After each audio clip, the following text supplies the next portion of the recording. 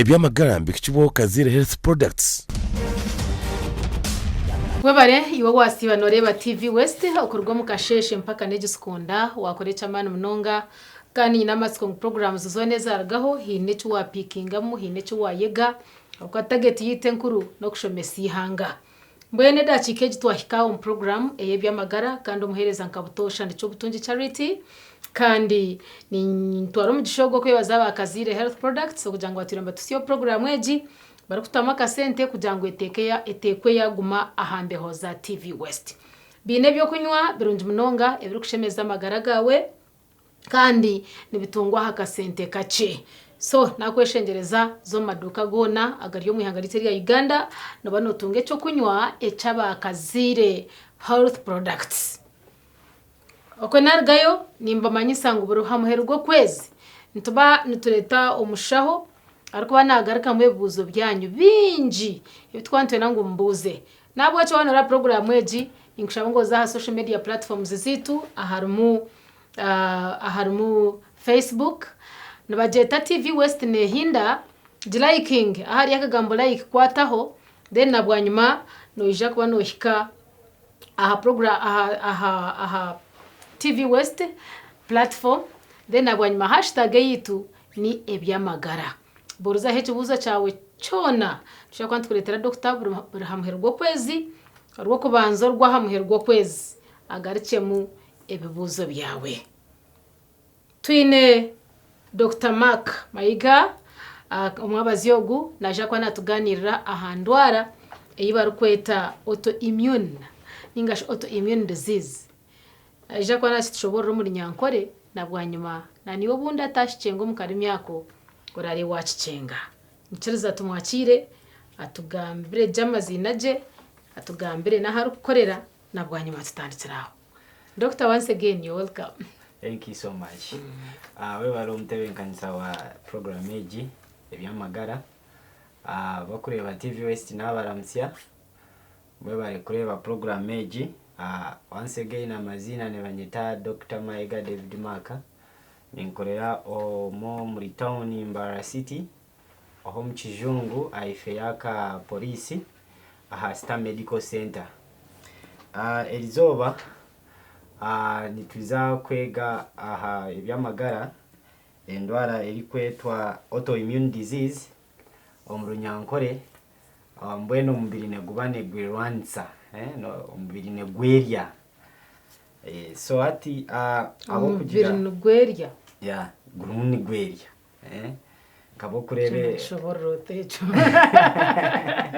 hata ngao ngomuntu wagurumenke nyindo no ato munda aha omubiri negureta cells ezukurwanisa ebicweka byago neberinka malfunction mu mubiri haba mukushoba miscoordination okusanga ngo taro coordination yo no mubiri neguma nigwerwanisa nigwerya nkebyo. Okay. So autoimmune disease of course buri muntu yena nabaso kugifuna okugira exposure jaine amyaka yona no baso kugifuna ori muto ori omuvuka ori omukikuru no baso kufuna obuzibu so okubamanyisao twineche tukweta immune system omubiri ngwenu system eri kuzara abasirikare bo mubiri atwasanga system ejo yafura mu ko buzibu ne baso kuzara obutafari obukurwanisa omubiri wanchenga baturinka abasirikare then bamwe muri to batanuka kuturwanisa kandi beturiye kibinja cyo yes ato that sense aho umuntu nabana baso kufuna ki autoimmune disease so okukira munonga ni namba shoborore chikureta autoimmune disease abo kugira nabagira ngo mbere gubane gwerwanisa at the moment tetukafunire kugira ngo netumanya echechi nekirita autoimmune disease konka at least ombantu betukukira okufuna irwaro ninga okuzigira research abantu gwe bakozira abashawo arobye tukubaso kwatanisa na autoimmune disease when what we can attribute to yakwasa fabie nakazare umukureta obuzibo buriro. Okay. So echo kubanza wazarwa hati nkeri izoba oliyo mushiki omukazi mbweno musanga abakazi bali akabyako kufuna autoimmune disease 78% omubalwire abalina obwo obulwire nosanga bali abakazi so mbwenu no basoko attributing ngo omukazi alina akakwatanisana n'okufuna obulwire bwa autoimmune disease. Ekyakabiri abantu abakuleesa basanga omuntu naleesa munonga nawe nabaasa okufuna obuzibu obwa autoimmune disease. Ekyakashatu nosanga abantu bayine weight yamaani omuzungu ne bakyeta obesity abahanguhire bakarengaho ate omuli ekyo nkabona kugira ngo omuntu nabayine kyetukweta immune system ebiseera ebikukira omuntu yatawo weight omuntu yaleesa munonga kine engeri gyekikukosaamu immune system bwena okuleberera omubiri ogukuguma ne gufuna taaba buli izooba okosi noba noguleetera obuzibu omubiri omuhango wasanga omuntu ayine weight yamaani muhango munonga nabe nabaasa okufuna obuzibu. So ebiseera ebikukira abo abantu abakuleesa of course okuleesa n'okumanya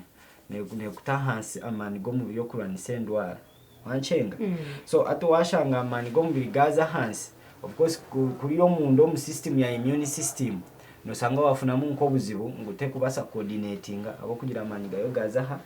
gaza hansi. So ati omuli ekyo omuntu yanaleesa munonga naba ali akabyako okufuna obuzibu obwe. So ekindi washanga omuntu yayine race race neberi nka origin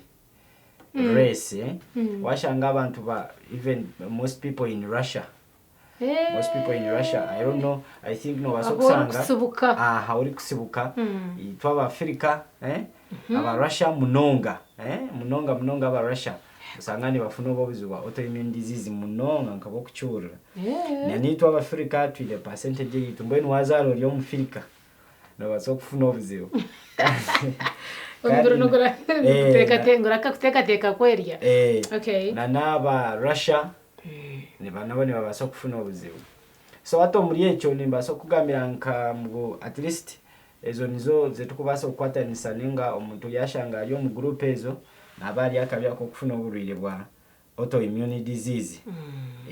Okay, mbwenu nzo twakwetanga causes ebizibu byakubasa kureta omuntu yahendera ombero gurukwera. Then lastly ati washanga tuyina abantu abakora mu factories abantu mbwenu omuntu yayine exposure aha chemicals washanga omuntu yayine exposure aha chemicals niza kuhereza example abantu abakora mu factories ezikureta pollution mbwenu no bali exposed to mu factories za cement nkabo abakora mu factories ery'eddagala erya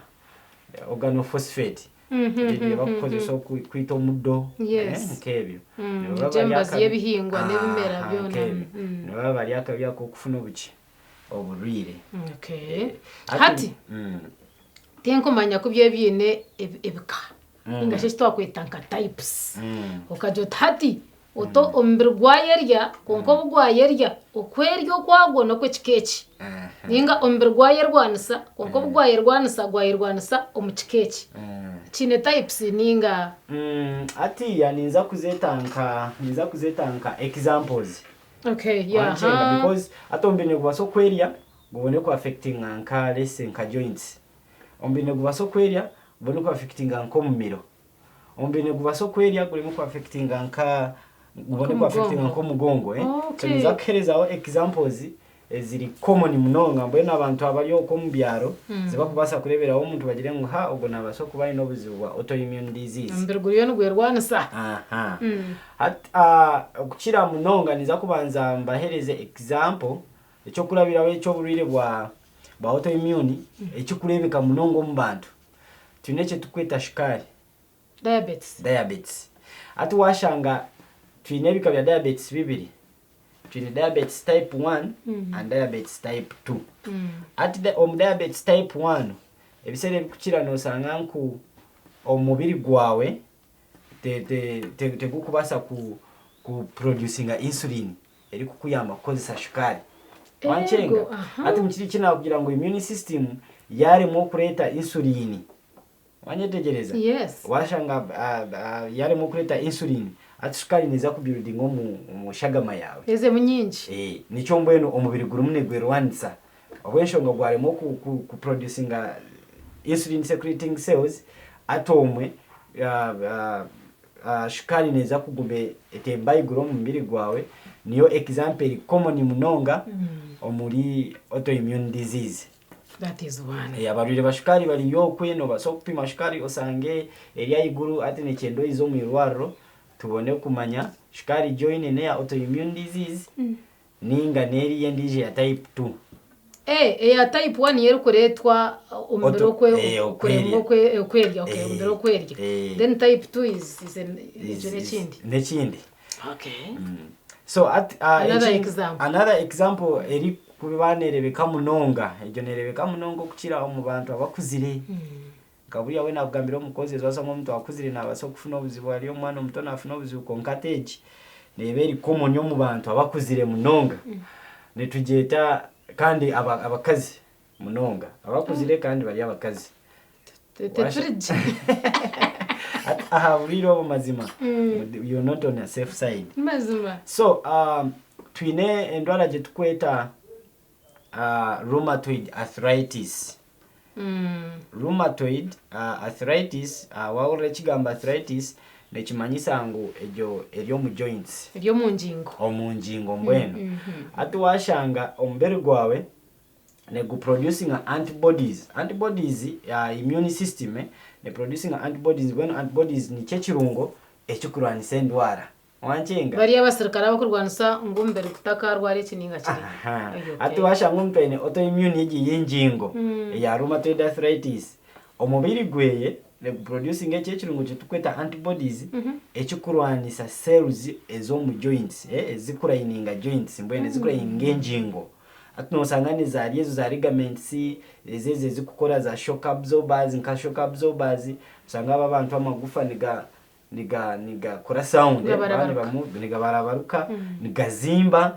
abandi nosanga tibakubasa na kutambura so cells nze bazayehindurura mbiri gutandika kuzurwa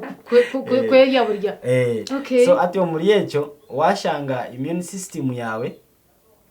ya producing antibodies mbwene chirungo echikurwanisa cells normal cells eziryo mu joints ezikurayininga joints ezikureta wash ezikuabsorbinga shock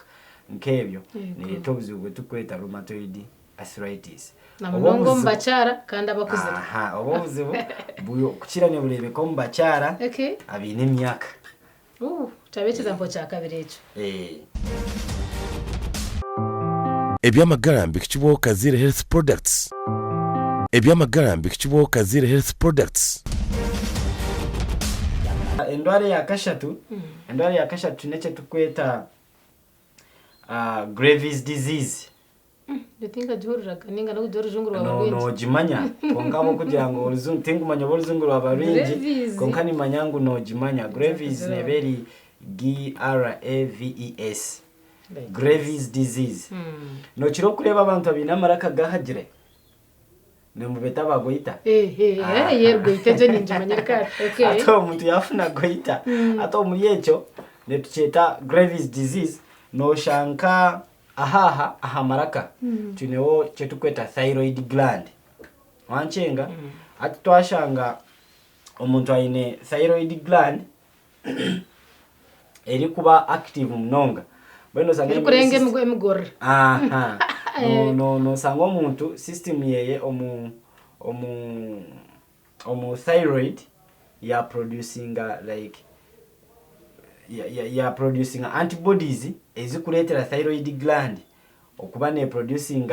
growth hormone ya mani munonga zeba nyingi eba nyingi no sanga kwabo ogwo muntu nafuna obulebe tukweta Graves disease mbwende ya hyper secretion of growth hormone ezahe pairinga kuba nyingi ato gwo muntu nabaye neche tukweta Graves disease so mwene zo nuzumye ahandwara ezikurugom eza autoimmune ezo mubiro kwerwanisa okay no makire nako twatuyina ko mushuririza ine yendije shi so nyine yendizo kandi eri common letugeta IBDS inflammatory bowel syndrome neza kugamba ari eje bindi netuza kubireba bayija irwaro So IBDS is inflammatory bowel syndrome. Ataho immune system nereta cells and producing a cells eziku kurwanisa lining za mara amara kariya kabubi akomunda yamara nekarwanisa abantu nebaza kuba bine kirukano baza kuba ne basheshesha ne baretesha gama nibirukanisha gama of course ne baba ne bateganyisa bomunda wanchenga ni bariyemere niraba bobura bazo mu toilet nkere so wasanga umbana wadra abantu bona okay abantu bona so at washanga umbiri gwawe ne producing antibodies ezikuranisa cells ezo normal cells ezo mu marumu noza kufuna obuzibu obone kukuretesha gama kwirukanisha gama obone kuba no yirukana buri kire obone kuba mbwenu utari jo munda so ate chamani no kwiza irwaro bakuto mu byoma bakuchebere tubone kumanya. So hata hicho chatwara mu signs and symptoms. Hata hicho ni kimwe harusi. Okay. So hatiya abo kugira ngo twine endwara nyingi ezikuretwa mu byo kwerwanisa mbene endwara yo mu byo kwerwanisa ne signs ne ziba ziri nyingi. Konka nituza kugambaho eziri common mu bantu almost everyone who has an autoimmune disease. Echo kubanza omuntu yaine autoimmune disease nabaso kuba nabana feeling weak nabatayine money all the time cyo kubanza no feeling nko muntu feverish feeling one kuya ndwire ningarwire mbento kwawura to kwechenga jembwene you feel so weak echa kabiri fevers of unknown origin fevers to kubasa kugira ngo banezibete cyozo mu irwaro ino muroko nkani bakebera tibakurebeki at echa kashatu aba bantu babaso kuba binenka rash aha skin rash itakuchengwa babone kugira ngo twakosa za tubes za yanga aba ntikenda bongere babakebere okureba bafuma abo kwamba abatezere ate bisere bikukira abantu bagira ngo nagezaho buri kimwe cyayanga kitanzo mbafuma konka oburene buba buriyo abo no sanga bino buzibu aha skin no sanga umuntu akari brown kandi afuna rash yafuka black yena so ekindi no shanga abantu bino buzibo omukutawo weight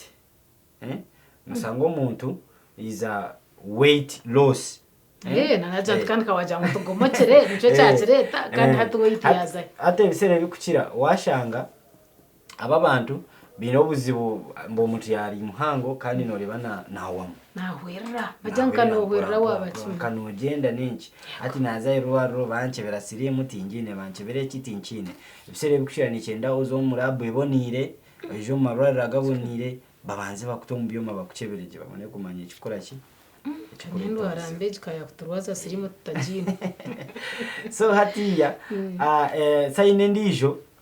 aba bantu okukira munonga ni baba bino buzibo bokuzo mu toilet bulikire ngeri endwara ya IBDS inflammatory bowel syndrome no shangane bafuna obuzibu obo mu toilet every time abo kugira ngo kali akabobi akali omumara tikaruho so omubite gukubasa kozese mbere ryo kuriya no bano noraba oburabi birabamo ne bane biraba burabi kandi no bano no letana neshagama abo kugira ngo akabobi bakiyaho baza kuba no leteshagama ombubi okay so nizezo signs zenkubasa ugamba hati now how do you diagnose it at kunkwija wabota specific ngwendware yindwire neje yo mbiri gwanje bugumana gwerya no gwerwanisa so atiya nkabo wangwe nakugambira sister ngwendwara ni nyingi eza autoimmune ecyamazi makirungu kigumire doktora na mweje ticyango kugira ngo umuntu naza kwizayo rwaro first time bamugire ngo oineki akwanije the weekend mushaho tinku yo hurraje otawutiwe rwire autoimmune nekiba kigumire mazima ate bisere bikukira nosanga umuntu ayine autoimmune nabaso kutambura mu marwaro bone kugira ngo abakukebereki bakebereki tibashanga bakibiri byona mbweno so ate bisere bikukira ubwo muri ile cyo kubanza ayino kuguma ariyo mu irwaro wancenga abemba jeza aho mene wayiro because ezendwara zona zinakugambira tindwara ngabo kurebeze za malaria ngo noza kora ka test kamwe omuntu ngire ngo ine malaria diagnosis ne baso kutwara obwire abo kugira ngo mutakubasa kureba kugira ngo ogo muntu nindeba nasaso mu joints nabaza kora test sinebaza za joints zone ziba ziri cyo konka hariho ndwara za autoimmune zo kubasa kutwara ubire utakumanya ngo gene konka commonly of course netukora za imaging nibiya weshagama bachebere hariho test ze tukubasa kora izishagama zikubasa kutoreka ngo mbiri gurumune gwerwanisa hariho test je tukweta antibody nuclear test ejo yone yorekangu armo cells ezikurwanisa normal cells nebageta antibody nuclear test then hariho test ndijo je bakuya weshagama nebageta C reactive protein C like C letter C yes C reactive protein adejo of course yone yoreka extent of inflammation omunda uko ahagomunda na no kuhemerire extent the speed the speed cells zirwanisa za homber rwasa ejo none probing umuntu probing umuntu nguna so kuba ine muna cancer ndi yakirokwe so tests ni nyingi ne babakora za CBC mbwenu test nyingi tinkubasa kuyawaka ndu kugira ngo tukorechi test neziza okuligira oburire bukora ki boyine kandi ekindi wiya okuyaweshagama ne babani benda still ne tukorana imaging nayo neberi key munonga ne bakora byo muza scans washanga nkaba abantu abine inflammatory bowel syndrome baba bakurete shagama ife ne babara byo muscan bweno confirminga ne babara byo muza x-ray nkaba abaga maraka gazimbire aba rheumatoid arthritis ne tubara byo muza x-ray tubone kumanya obuzibo burinkai hata doctor nagira mu bwoba ahubwo kuba hati cells zenyine nizo ziyenze rwanisa cells ntahizazo ombere gurumune gwerwanisa mbwene hati kumanya wakwiyamu utakiriye kiri kurwanisa then okasigaze kitakurwanisa treatment roho ninga goita yanje nafana ye na cyico cyaho hati noreba sister oburire bona nebe kubera slim wachero meruwaro waura muko numanya abantu bitu warakuka kuzayo warakuka kuzayo waro bikimene kiba almost kine solution nebe taba kubera solution ati sindu baso kuchendeza speed yacho mbone tubaso kutereza quality of life mbone baso kurivingana no burire kandi utine nshunga yamani kandi dorobwire buringo noreba no tukira kufuna abantu cancer ward ubone kureba omuntu ayine cancer kunkarije kuyaoba kugira ngo gwaine cancer to kubasa na kuchibirivinga gwaine cancer so hati ya treatment ne kirigira type ya autoimmune disease joine konke okikukira munonga kitukwenda munonga omuntu ogo yakero mu iruwaro nabana za kufuna obuki okwerwa kwamani okwamani munonga kandi ezimwe zine solution indijo ngabo kureba diabetes of course we just improve the quality of life just omuntu no mtereza abo kugira ngo takuza kusisikala ensigo takuza kusisikala nkebyo yakera konka yagumariyo kwe ayine nkobo buzibu nekirugira mu improving na life so ekindi atu washanga omu treatment ebisere bikukira ezendwara ezezo nkabo kureba rheumatoid arthritis tekukira wanyetegereza kabo kureba diabetes tekukira kabo kureba ejeje bya goita tekukira nobori ambazi so nicho nkugambira ngo wachero miruwaro nichendo niko mbazi bukirika rombiri guta gumanyiro mubazo ogwe kandi gukine mwamana tulisa gukozesa omubazi wanyetegereza nakwetegereza buzima ko kwije bwire bwagenzere hatoshanga namano mbere gutakine hate nabyo byona bikujaburiza ko nkabashaho batora bintu kwa kuchikora kandi ukagaruka mbuteka hona shi ejo muntu nabasa kucetangira kanosha ngo abasirikara butuyine benyine abutwariza nk'abandi abamwe bahinduka kandi abandi bagumamuramo mwena icyo tukaci preventinga tutaninga tukakirwanisa tuta ate bisere bikukira nkabo kureba nkabona kugambira mu related causes ninga risk factors ngwegendo aranaza kugireba ne baso kutambura mu family kebyo bya genetics ngune baso kuretwa nka sexy so atiya okwetangira nka endwara zirumu zo kubaso kwetangira konka icyamazima kirengo no kuchero mu ruwaro baku screening basha ngo ya risk nitubasa okuraho kye tukora tubone kuchendeza ki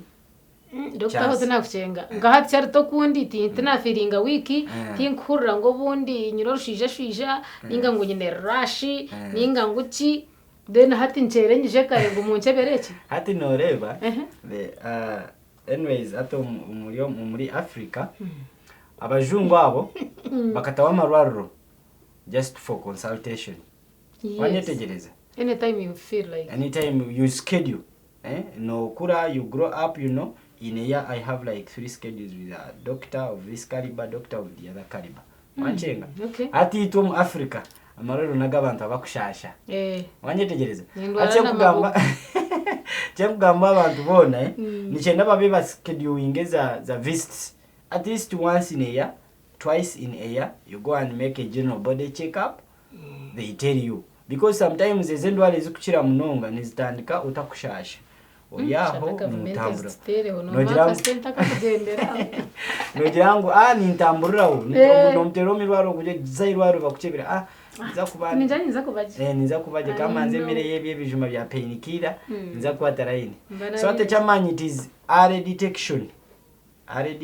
and prompt treatment so prevention nowhere okay when tubasa kuhendera ahandwareje doctor sister so bantu mwebale munongo kutureba aha TV West webale Sisters Charity okumpereza kakakisa kugambaho n'abantu amazina nasigarane banyita Dr. Maka ninkorera Star Medical Center mu Kijungu aife ya polisi enamba esimu 0707 200 585 mwebale Otyo webariyo wagmanito yagwa program eje nyine ya Ebyamagara kandi twantureba ombiri kurara gwaye rwanisa gwenkagwo then ukakuretera uburwire obutari umwe na bumwe kuko umushaho yatushoborera so wara watunga sign zezo ngorake kwirukanjira mu irwariro ubundi bakagira cyango icyo bakoraho twatune Dr. Mayiga akorga Star Medical Center aho mu rimbo rwambara mu Kijungu kandi twaturiye ahandwara ejo eyo mubiri kwerwanisa wonka ukareba nugutana nyabana cyo butun charity omuhereza kandi uko twahendera cyo program eji kureka nkirize nkwijusye ngo buri rwo kubanza rwaha muheru mu kwezi twakira tubantureta umushaho ari kuganira habuzo byanyu byona ari kubigarukamo ko kumwe kuba mbaburize so no program eji za aha social media platforms zitu aharimo Facebook ibakweta TV West Nehinda #Ebyamagara uhandike hekibuzo cyawe cyone cyo rukwenda hariyo mu comment section kandi naha X naho notushangayo @TV West UG boze kibuzo cyawe umushaho ayije urwo banza rwaha muheru omukwezi akugarukiremo twatwine abakazire health products mbabo kutamu center program wejingwe gumaha kandi tunyebyo kuyabya ebyo kumya byabo abo kandi birunje munonga nebishemeza amagara bishanjo maduka gona mwihanga kandi byakasente kache kugira ngo buryo mwe nakabasa kwendeza okuraraje mukama abeniwe